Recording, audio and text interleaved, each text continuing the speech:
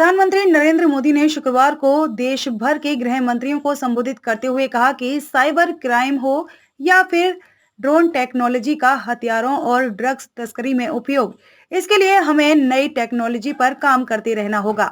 Smart technology से कानून व्यवस्था को स्मार्ट बना पाना संभव होगा। उन्होंने कहा कि विकसित भारत का निर्माण गुलामी की हर सोच से मुक्ति, विरासत पर गर्व, एकता और एकजुटता, नागरिक कर्तव्य, इन पंच प्राणों का महत्व आप सभी भली भांति जानते हैं, समझते हैं। ये एक विराट संकल्प है जिसको सिर्फ और सिर्फ सबके प्रयास से ही सिद्ध किया जा सकता है। प्रधानमंत्री ने कहा कि आने वाले 25 वर्ष देश में एक अमृत पीढ़ी के निर्माण के हैं। ये अमृत पीढ़ी पंच प्राणों के संकल्पों को धारण करके निर्मित होगी। संविधान में भले कानून और व्यवस्था राज्यों का दायित्व है, लेकिन ये देश की एकता अखंडता के साथ भी उतने ही जुड़े हुए हैं। हर एक राज्य एक दूसरे से सीखें, एक दूसरे से प्रेरणा लें। पीएम मोदी ने कहा कि जब देश का सामर्थ्य बढ़ेगा तो देश के हर नागरिक, हर परिवार का सामर्थ्य बढ़ेगा। यही तो सुशासन है जिसका लाभ देश के हर राज्य को समाज की आखिरी पंक्ति में खड़े व्यक्ति तक पहुंचाना है। इसमें आप सभी की बहुत बड़ी भूमिका है। प्रधानमंत्री ने कहा कि कानून व्यवस्था को बनाए रखना एक 24/7 वाला काम है, लेकिन किसी भी काम में ये भी आवश्यक है कि हम निरंतर प्रक्रियाओं में सुधार करते चलें, उन्हें आधुनिक बनाते चलें। साथियों, एक और विषय हमारे देश की पुलिस के लिए महत्वपूर्ण है। जैसे आज देश में one nation one ration card की व्यवस्था बनी है, one nation one mobility card की व्यवस्था हो रही है, वन नेशन वन ग्रिड बना है, one nation one sine language बनी है। वैसे ही पुलिस की वर्दी को भी लेकर भी ऐसी कोई अप्रोच अपनाई जा सकती है। क्या हमारे राज्य मिल बैठ करके, इससे बहुत लाभ होंगे। एक तो क्वालिटी मटेरियल प्रोडक्ट होगा, क्योंकि मास स्केल पर होगा। कैप होगी तो करोड़ों में कैप की जरूरत पड़ेगी, बेल्ट चाहिए तो करोड़ों में चाहिएगा। और देश का कोई भी नागरिक कहीं पर भी जाएगा, देखते ही उसको पता चले हाँ ये पुलिस वाला है। अब जैसे पोस्ट ऑफिस का डिब्बा, हिंदुस्तान में कोई पढ़ा लिखा अनपढ़ आदमी को मालूम है ये पोस्ट का डिब्बा है, यहां ना कागज डाला वह पहुंचता है। एक पहचान होती है। हमारे लिए भी आवश्यक है कि हमारे देश के पुलिस बेड़े में हम सोचें, साथ मिलकर के सोचें। कोई किसी पर थोपने की जरूरत नहीं है, एक इवॉल्व करें। आप देखिए बहुत बड़ा लाभ होगा और एक दूसरे के ताकत में इजाफा होगा।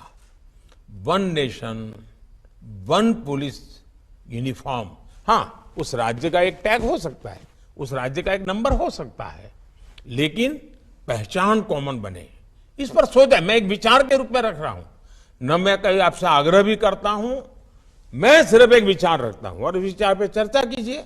कभी ठीक लगे 5 साल 50 साल 100 साल के बाद भी उपयोगी लगेगा तो जरूर देखिए। अब कानून व्यवस्था किसी एक राज्य के दायरे में सिमटी रहने वाली व्यवस्था नहीं रह गई है। अब अपराध इंटरस्टेट और इंटरनेशनल हो रहे हैं। यानी टेक्नोलॉजी की मदद से एक राज्य में बैठे अपराधी दूसरे राज्य में भयंकर अपराध करने की ताकत रखते हैं।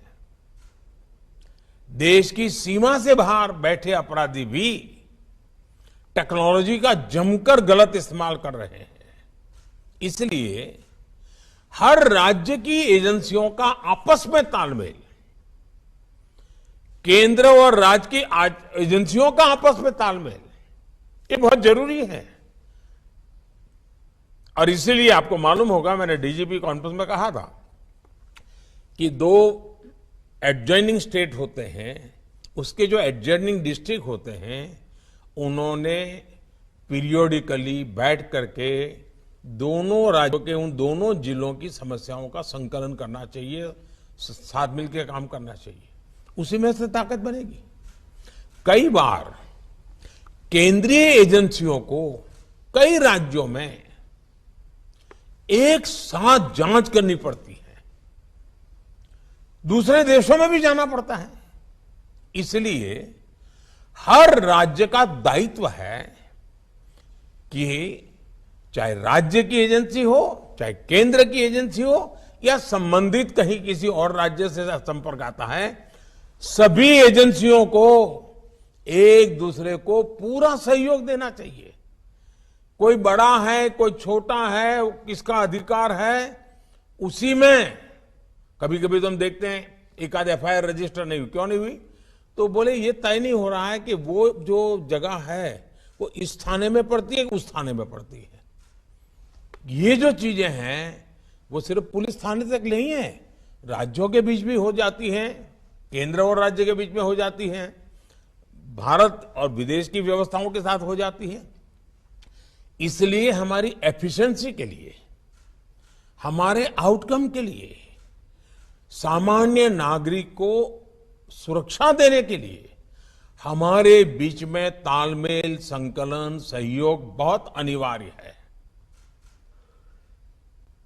और इसके लिए जितना संकलन बढ़ेगा, आपके राज्य की भी ताकत बढ़ने वाली है।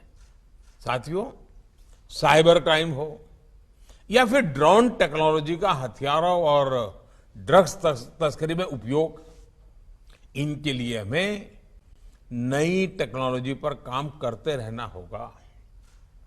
अब देखिए, हम 5G के युग में घुस गए हैं।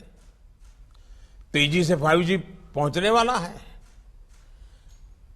अब 5G के जितने लाभ है, इतनी ही जागरूकता भी जरूरी रहेगी। 5G से facial recognition technology, automatic number plate recognition technology, drone और सीसीटीवी जैसी टेक्नोलॉजी, परफॉर्मेंस में ये कई गुना सुधार होने वाला है। लेकिन हम जितनी तेजी से आगे बढ़ेंगे, जो क्राइम करने वाला वर्ल्ड है उसका भी ग्लोबलाइजेशन हो चुका है, वो इंटरस्टेट हो चुका है, वो भी टेक्नोलॉजी में फॉरवर्ड हो चुके हैं। मतलब हमें उनसे 10 कदम आगे जाना होगा। हमें हमारी कानून व्यवस्था को भी स्मार्ट बनाना, इसके लिए बहुत ही आग्रह से काम करना पड़ेगा। साथियों, कानून व्यवस्था के पूरे तंत्र का विश्वसनीय होना जनता के बीच उनका परसेप्शन क्या है, ये भी उतना ही महत्वपूर्ण है। आपने देखा है कि जब भी कोई नेचुरल कैलेमिटी होती है, प्राकृतिक आपदा होती है, तो इन दिनों एनडीआरएफ की, एसडीआरएफ की एक पहचान बनी हुई है। उनका यूनिफॉर्म, उस संकट के समय पहले पहुंच जाना, और इसके कारण देशवासियों के मन में इनके प्रति एक विश्वास बना है कि भाई ये आए हैं, चलिए संभल जाएगा।